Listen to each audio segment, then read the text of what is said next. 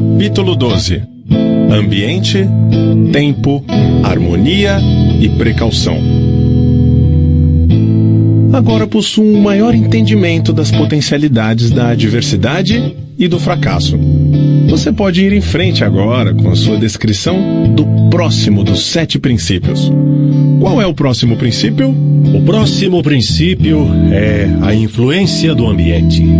Vá em frente e descreva o princípio de como funcionam as influências do meio, como fatores determinantes nos destinos humanos. O ambiente, ou o meio, como também pode ser chamado, consiste em todas as forças mentais, espirituais e físicas que afetam e influenciam os seres humanos. Que conexão existe, se é que existe, entre as influências do meio e o ritmo hipnótico? O ritmo hipnótico solidifica e faz com que se tornem permanentes os hábitos de pensamento dos seres humanos. Hábitos e pensamentos são estimulados por influências do meio. Em outras palavras, os recursos que alimentam o pensamento vêm do ambiente que está à volta da pessoa. Hábitos e pensamentos são feitos permanentes pela lei do ritmo hipnótico. Qual a parte mais importante do meio em que uma pessoa vive?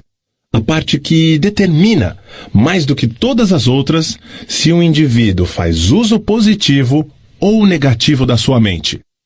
A parte mais importante do meio de uma pessoa é aquela criada pela associação dessa pessoa com outros.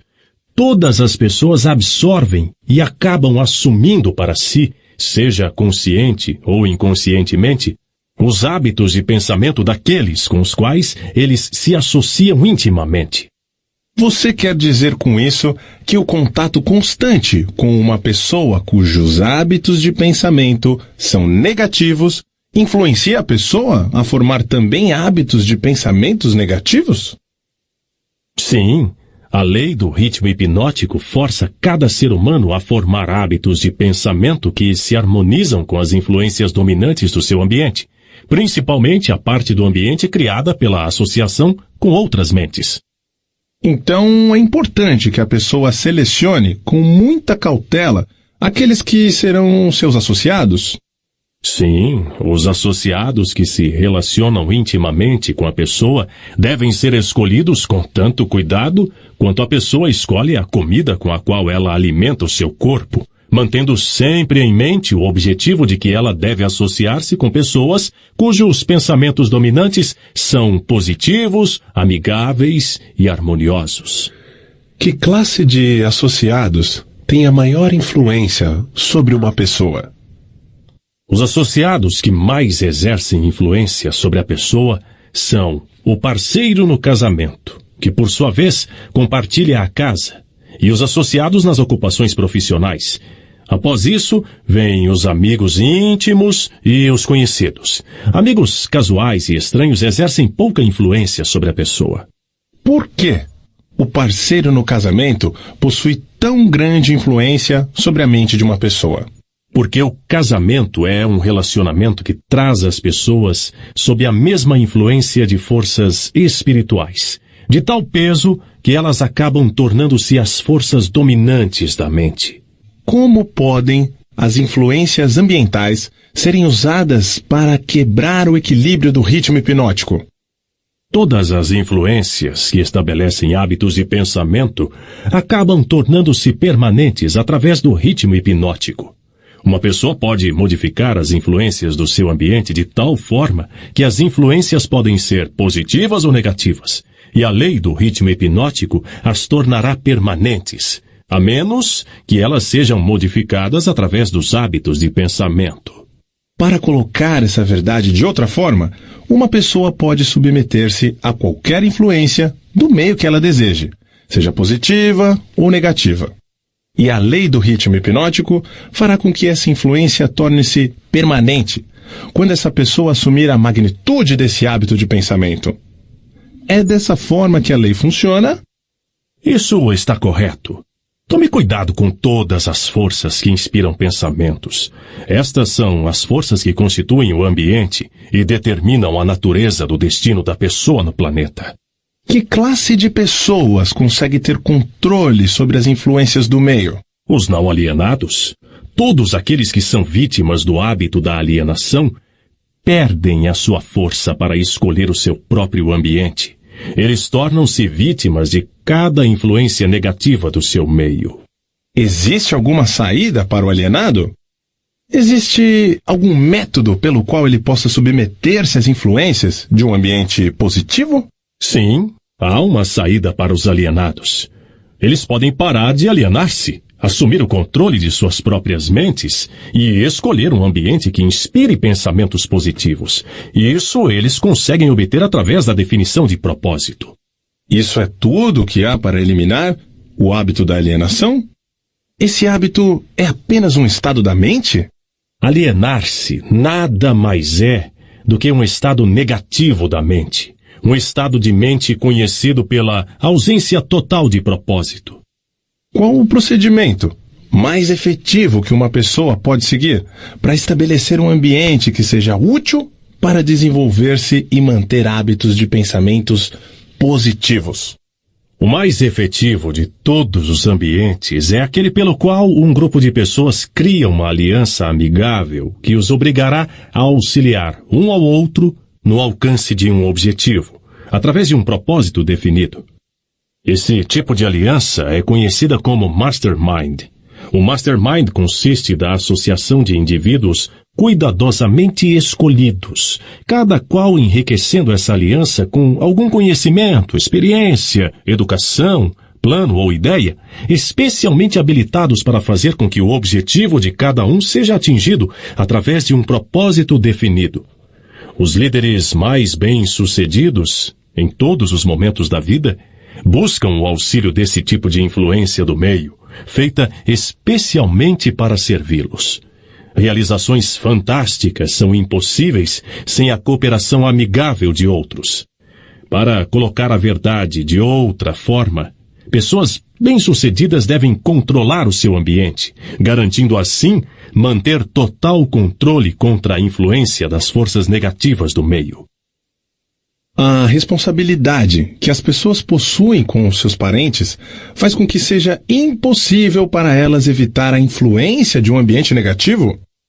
Nenhum ser humano deve a outro ser humano qualquer grau de responsabilidade que possa roubar o seu privilégio de construir os seus hábitos de pensamento em um meio positivo. Por outro lado, cada ser humano tem o dever de remover do seu ambiente toda e qualquer influência que possa remotamente desenvolver hábitos e pensamentos negativos. Essa não seria considerada uma filosofia de sangue frio? Somente os fortes sobrevivem. Ninguém consegue ser forte sem remover toda e qualquer influência negativa de si mesmo, que possa de alguma maneira desenvolver hábitos e pensamentos negativos. Hábitos e pensamentos negativos resultam na perda do privilégio da autodeterminação, independente do que ou quem possa causar esses hábitos. Hábitos e pensamentos positivos podem ser controlados pelo indivíduo e devem ser feitos para servi-lo, na busca por seus propósitos e metas. Hábitos de pensamento negativo controlam o indivíduo e o privam do privilégio da autodeterminação. Deduzo, baseado em tudo que você disse, que todos aqueles que controlam as influências do meio, pelo qual os seus hábitos de pensamento são construídos, são mestres de seus destinos no planeta, e que todos os outros são dominados por seus destinos terrenos. Estou colocando essa afirmação de forma correta? Perfeitamente. O que estabelece os hábitos de pensamento de uma pessoa? Todos os hábitos são estabelecidos devido a desejos ou motivos, inerentes ou adquiridos. Quais sejam os hábitos, são os resultados de alguma forma de desejo definido. E o que ocorre com o cérebro físico, enquanto uma pessoa está formando hábitos de pensamento? Os desejos são impulsos de energia organizados, chamados de pensamentos. Desejos que são mesclados com sentimentos e emoções magnetizam as células cerebrais nas quais eles estão armazenados e preparam essas células para que sejam assumidas e direcionadas pela lei do ritmo hipnótico. Quando qualquer pensamento aparece no cérebro ou é criado lá e é misturado com os sentimentos puros da emoção do desejo, a lei do ritmo hipnótico começa a agir e, de uma vez por todas, começa a traduzir isso no seu equivalente físico. Pensamentos dominantes, que, por sua vez, agem inicialmente pela lei do ritmo hipnótico, são aqueles que estão mesclados com os desejos mais profundos e com os mais intensos sentimentos envolvidos. Hábitos e pensamentos são estabelecidos pela repetição dos mesmos pensamentos. Quais são os motivos ou desejos que mais impelem e inspiram a ação do pensamento? Os 10 motivos mais comuns que mais inspiram pensamentos voltados para as ações são estes: o desejo por sexo e amor, o desejo por alimento, o desejo por autoexpressão espiritual, mental e física, o desejo pela perpetuação da vida após a morte, o desejo por poder sobre outros, o desejo por riquezas materiais, o desejo por conhecimento, o desejo de imitar outros, o desejo de se sobressair sobre outros. Os 7 medos básicos. Esses são os motivos principais que inspiram a maior parte de todas as ações humanas. E os desejos negativos, tais como a ganância, a inveja, a avareza, o ciúme e o rancor. Esses sentimentos negativos não são expressados mais frequentemente do que qualquer um dos sentimentos positivos? Todos os desejos negativos não são nada exceto frustrações de desejos positivos. Eles são inspirados por alguma forma de derrota, fracasso ou negligência por parte dos seres humanos em se adaptarem às leis da natureza de forma positiva. Esse é um novo ponto de vista nessa questão dos pensamentos negativos. Se eu estou entendendo o que você disse, todos os pensamentos negativos são inspirados pela negligência ou fracasso de uma pessoa em se adaptar harmoniosamente às leis da natureza. Isso está correto? Isso está corretíssimo. A natureza não tolerará quaisquer inatividades ou vácuos de qualquer tipo. Todo o espaço deve ser, e na verdade é, preenchido com alguma coisa. Tudo nesta existência, tanto de natureza física como espiritual, deve ser e estar em constante movimento. O cérebro humano não é exceção a essa regra. Ele foi criado para receber, organizar, especializar-se e expressar o poder do pensamento. Quando o indivíduo não usa o cérebro para a expressão de pensamentos criativos e positivos, a natureza preenche o vácuo, forçando-o a agir em cima de pensamentos negativos. Não pode haver indolência ou inatividade no cérebro. Entenda esse princípio e você terá um novo e importante entendimento sobre as influências que o ambiente exerce nas vidas dos seres humanos. Você entenderá melhor também como a lei do ritmo hipnótico opera, sendo ela a lei que mantém tudo e todos em constante movimento, através de alguma forma de expressão, tanto de princípios negativos como positivos. A natureza não está interessada nesse tipo de moral. Ela não está interessada no certo ou no errado. Ela não está interessada na justiça ou na injustiça. O seu interesse é unicamente de forçar tudo a expressar a ação de acordo com a sua natureza. Essa é uma interpretação muito reveladora da forma como a natureza se comporta. A quem devo solicitar corroboração das suas afirmações? Aos homens de ciências, aos filósofos, a todos os pensadores deste mundo. Por último, às manifestações físicas da própria natureza. A natureza não possui nada parecido com matéria morta. Cada átomo da matéria está em constante movimento. Toda a energia movimenta-se contínua e constantemente. Não existem espaços vazios em lugar algum. O tempo e o espaço são literalmente manifestações do movimento, com tal grandeza de velocidade que não pode ser medida pelos seres humanos. Por tudo que você está dizendo, uma pessoa é forçada a concluir que as fontes de conhecimento são chocantemente limitadas. As fontes desenvolvidas de conhecimento são limitadas. Todo o cérebro de um adulto normal é um portal em potencial para todo o conhecimento que existe através dos universos.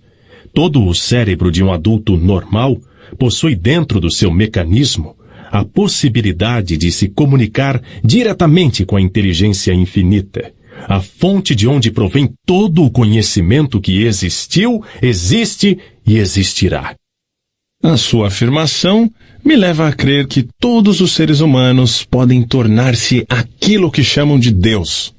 É isso que você quer dizer? Através da lei da evolução, o cérebro humano está sendo aperfeiçoado para comunicar-se automaticamente com a inteligência infinita.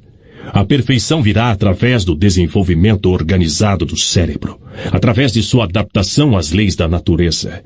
O tempo é o fator que trará a perfeição. O que causa ciclos de eventos recorrentes, tais como epidemias de doenças, crises econômicas, guerras e ondas de crimes? Todas as epidemias, nas quais um grande número de pessoas é afetado de maneira similar, são causadas pela lei do ritmo hipnótico, através da qual a natureza consolida pensamentos de natureza similar, faz com que esses pensamentos sejam expressados através de uma ação em massa. Então, a grande crise econômica foi colocada em ação devido ao grande número de pessoas que foram influenciadas a liberarem pensamentos de medo? Isso está correto?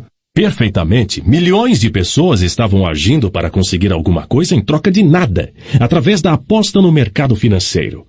Quando elas de repente descobriram que tinham conseguido nada por alguma coisa, elas se aterrorizaram, correram para os seus bancos e retiraram os seus dinheiros. E o pânico estava instalado. Através do pensamento em massa de milhões de mentes, todos pensando em termos de medo da pobreza, a crise prolongou-se por alguns anos. Pelo que você está dizendo, deduzo que a natureza consolida os pensamentos dominantes das pessoas e os expressa através de alguma forma de ação em massa, tais como crises econômicas, momentos de euforia nos negócios e assim por diante. Isso está correto? Você está com a ideia certa. Vamos agora para o próximo dos 7 princípios. Vá em frente e o descreva. O próximo princípio é o tempo, a 4ª dimensão. Qual a relação que existe entre o tempo e o funcionamento da lei do ritmo hipnótico? O tempo é a lei do ritmo hipnótico. O lapso de tempo necessário para dar permanência aos hábitos de pensamento depende principalmente do objeto e da natureza dos pensamentos. Mas entendi, pelo que você disse antes, que a única coisa permanente na natureza é a mudança. Se isso é verdade, então o tempo está constantemente mudando, rearranjando-se, recombinando todas as coisas, incluindo os hábitos de pensamento das pessoas. Como então poderia a lei do ritmo hipnótico dar permanência aos hábitos de pensamento de uma pessoa? O tempo divide todos os hábitos de pensamento em 2 classes: pensamentos negativos e pensamentos positivos. Os pensamentos de um indivíduo estão constantemente modificando-se e sendo recombinados para se adequarem aos desejos desse indivíduo. Mas os pensamentos não mudam do positivo para o negativo ou vice-versa, exceto através do esforço voluntário por parte do indivíduo. O tempo penaliza o indivíduo por todos os pensamentos negativos e o recompensa por todos os pensamentos positivos, de acordo com a natureza e o propósito dos pensamentos.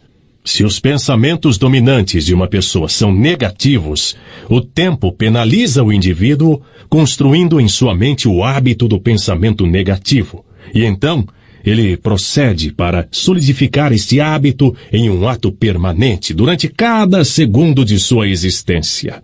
Os pensamentos positivos são, da mesma forma, construídos pelo tempo e acabam tornando-se hábitos permanentes.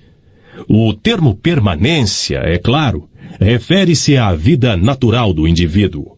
Literalmente falando, nada é permanente. O tempo converte hábitos de pensamento naquilo que pode ser chamado permanência durante a vida do indivíduo. Agora possuo um entendimento melhor de como o tempo trabalha. Quais outras características possui o tempo em conexão com o destino dos seres humanos na Terra?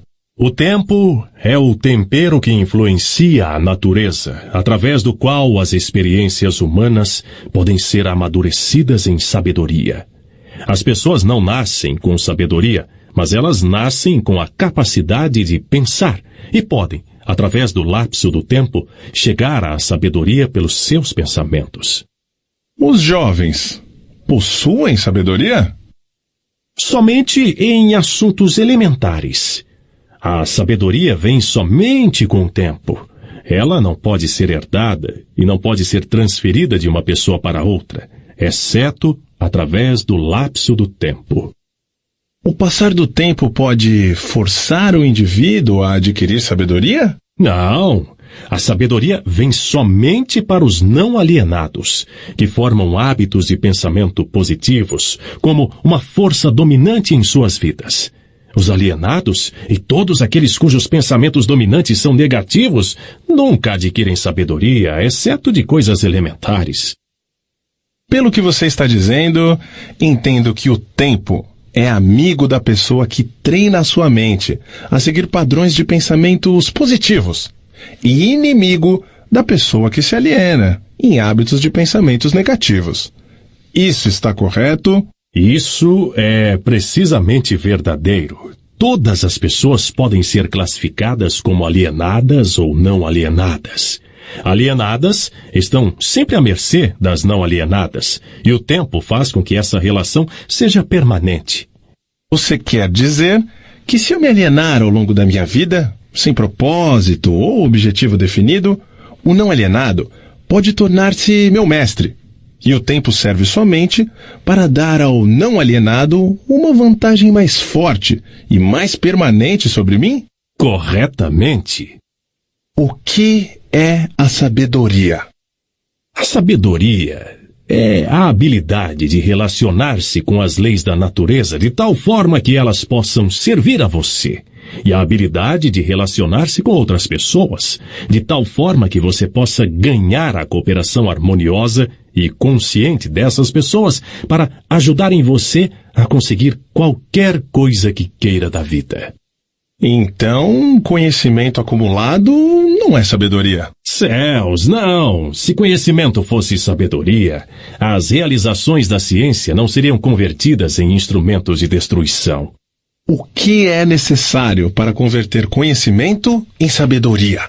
Tempo mais o desejo por sabedoria. A sabedoria nunca pode ser imposta a uma pessoa. Ela é adquirida, se é que é adquirida, pelo pensamento positivo, através de um esforço voluntário e pessoal. É seguro para todas as pessoas ter conhecimento? Nunca é seguro para qualquer pessoa ter um conhecimento extensivo sem sabedoria. Em que idade a maioria das pessoas começa a adquirir sabedoria? A maioria das pessoas que adquire sabedoria o faz após ter passado a idade dos 40 anos. Antes desse período, a maioria das pessoas está muito ocupada angariando conhecimentos e os organizando em planos, em vez de gastar o tempo no esforço em conseguir sabedoria. E qual circunstância da vida é mais apta para levar uma pessoa a adquirir sabedoria? Adversidade e fracasso. Essas são as linguagens universais de que a natureza se utiliza para transmitir sabedoria a todos aqueles que estão preparados para recebê-la. A adversidade e o fracasso sempre trazem sabedoria? Não, somente para aqueles que estão prontos para receber a sabedoria e voluntariamente procuraram por ela.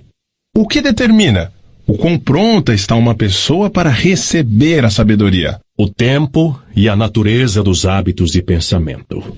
Conhecimento adquirido recentemente equivale-se a conhecimento já testado e comprovado? Não.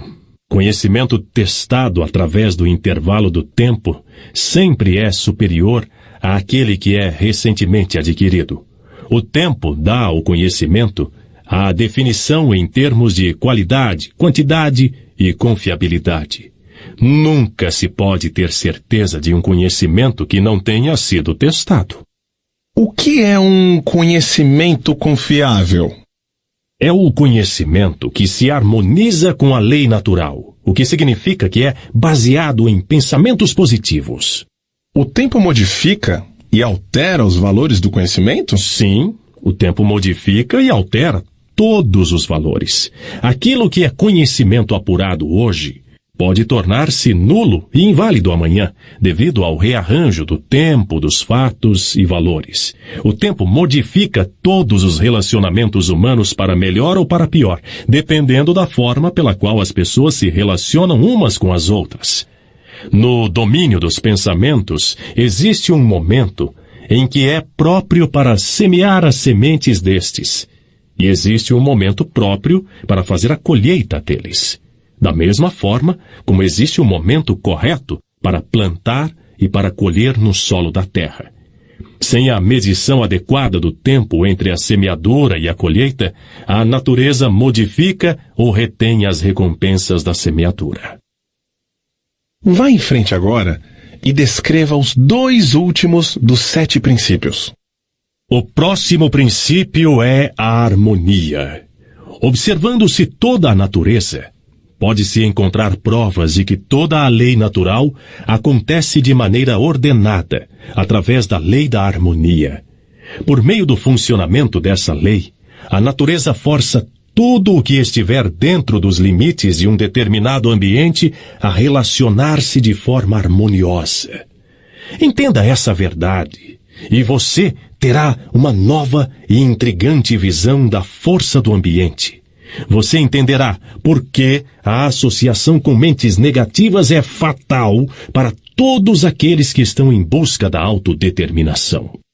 Você quer dizer que a natureza voluntariamente força os seres humanos a se harmonizarem com as influências do seu meio? Sim, isso é verdade. A lei do ritmo hipnótico impõe à força sobre cada ser humano as influências dominantes do ambiente em que ele vive. Se a natureza força os seres humanos a sofrerem a influência do ambiente em que elas vivem, que meios disponíveis existem para eles escaparem de um ambiente de fracasso e de pobreza, quando, na verdade, eles desejam fugir desse meio? Eles devem mudar imediatamente desse ambiente, ou permanecerão orientados e envoltos pela pobreza. A natureza não permite que ninguém escape das influências do seu ambiente. Contudo, a natureza, em sua abundante sabedoria, dá a cada ser humano o privilégio de estabelecer o seu próprio ambiente mental, espiritual e físico. Entretanto, uma vez que ele tenha escolhido o seu ambiente, invariavelmente ele acabará se tornando parte dele. Esse é o funcionamento inexorável da lei da harmonia. Em uma associação com fins comerciais, por exemplo, quem estabelece a influência dominante que determina o ritmo do ambiente? O indivíduo ou os indivíduos que pensam e agem com definição de propósito. É simples assim? Sim. A definição de propósito é o ponto de partida pelo qual um indivíduo deve estabelecer o seu próprio ambiente. Acho que não consegui acompanhar bem o seu raciocínio. O mundo inteiro está dividido pela guerra e pelas crises econômicas. E ainda outras formas de crises e rixas que podem representar qualquer coisa, exceto harmonia. A natureza não parece estar forçando as pessoas a se harmonizarem uns com os outros. Como você explica essa inconsistência? Não há inconsistência. As influências dominantes do mundo são, como você diz, negativas. Muito bem. A natureza está forçando os seres humanos a se harmonizarem com as influências dominantes do ambiente do mundo. Manifestações de harmonia podem ser tanto positivas quanto negativas. Por exemplo, um grupo de homens em uma prisão pode, e eles geralmente pensam e agem de maneira negativa, mas a natureza faz com que a influência dominante da televisão seja impressa em cada indivíduo que está presente nela. Um grupo de pessoas orientadas para a pobreza e que vivem em apartamentos pode lutar contra si mesmo e aparentemente resistir a todas as formas de harmonias. Mas a natureza faz com que cada um torne-se uma parte da influência dominante da casa em que eles vivem. A harmonia, da forma como o seu significado está sendo utilizado aqui, quer dizer que a natureza interrelaciona todas as coisas que são similares através de todos os universos. As influências negativas são forçadas a associarem-se umas com as outras, não importando onde elas possam estar. As influências positivas são, tanto quanto as negativas, definitivamente forçadas a associarem-se umas com as outras. Estou começando a entender por que líderes de negócios bem-sucedidos são tão cuidadosos na escolha de seus associados. Homens bem-sucedidos em quaisquer ramos geralmente estabelecem o seu próprio ambiente, cercando-se de pessoas que pensam e agem em termos de sucesso. Essa é a ideia? Essa é exatamente a ideia. Observe com atenção que a única coisa que homens bem-sucedidos exigem é que a harmonia impere entre os seus associados. Outra característica de pessoas bem-sucedidas é que elas se movimentam com definição de propósito e insistem para que os seus associados façam o mesmo. Entenda essas duas verdades e você entenderá a diferença que existe entre um Henry Ford e um trabalhador comum. Agora me fale sobre o último dos 7 princípios. O último princípio é a cautela. Próximo ao hábito de alienar-se, a característica humana mais perigosa é a falta de cautela. As pessoas alienam-se em todos os tipos de circunstâncias danosas devido ao fato de que elas não exercem a cautela, planejando os movimentos que fazem. O alienado sempre se move com a ausência de cautela. Ele age primeiro e pensa depois, se é que ele pensa. Ele não escolhe seus amigos. Ele aliena-se e permite que pessoas se liguem a ele nos seus próprios termos. Ele não escolhe uma ocupação. Ele aliena-se na escola e fica satisfeito quando consegue o primeiro emprego que lhe garante apenas alimentação e agasalho. Ele convida as pessoas a enganá-lo nos negócios pelo fato de não se informar das regras do negócio. Ele convida a doença, negligenciando informar-se das regras para ter uma saúde perfeita. Ele convida a pobreza por negligenciar proteger-se contra as influências do ambiente daqueles que são orientados para a pobreza. Ele convida o fracasso em cada passo que ele dá ao negligenciar o exercício da cautela para observar o que faz com que as pessoas fracassem. Ele convida o medo em todas as suas formas pela sua falta de cautela em examinar as causas do medo. Ele fracassa no casamento porque ele negligencia usar a cautela na escolha de sua parceira. E ele usa ainda menos cautela nos seus métodos de relacionar-se com ela após o casamento. Ele perde os seus amigos ou os converte em inimigos devido à sua falta de cautela em relacionar-se com eles de maneira adequada. A cautela está faltando para todas as pessoas? Não. Somente para aquelas pessoas que adquiriram o hábito da alienação. O não alienado sempre age com cautela. Ele cuidadosamente pensa em todos os passos dos seus planos antes de começá-los. Ele abre precedentes para as fragilidades humanas dos seus associados e planeja antecipadamente como resolvê-los.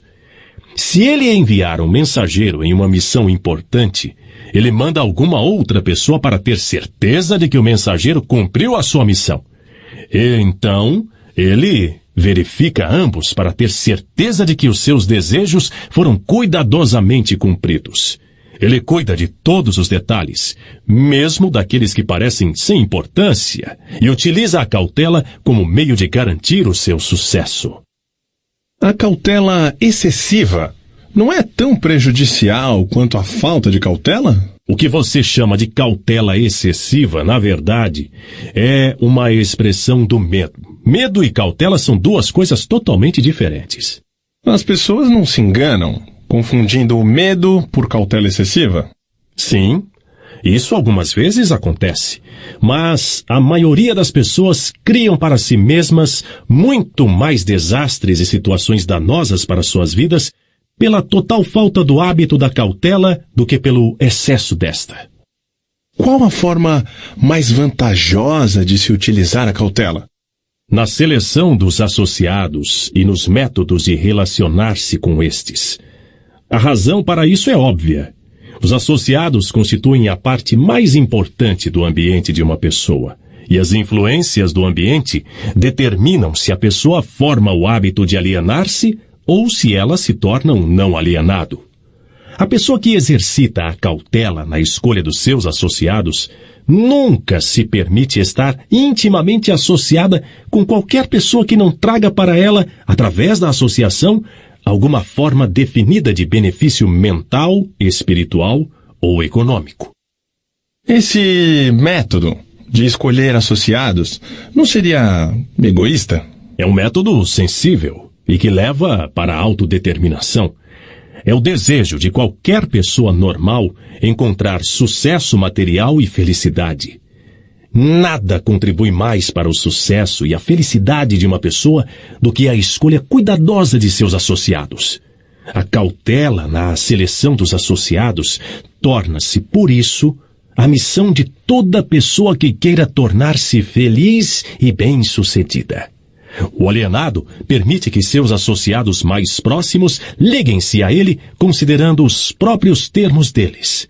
O não alienado cuidadosamente escolhe os seus associados e não permite que ninguém se torne intimamente associado a ele sem que contribua com alguma forma de influência útil ou benéfica.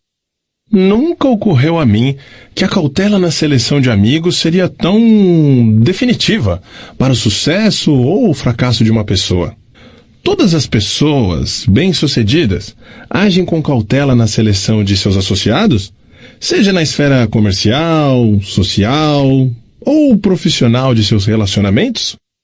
Sem o exercício da cautela na escolha de todos os seus associados, ninguém pode estar certo do sucesso, seja em qual área de atuação for.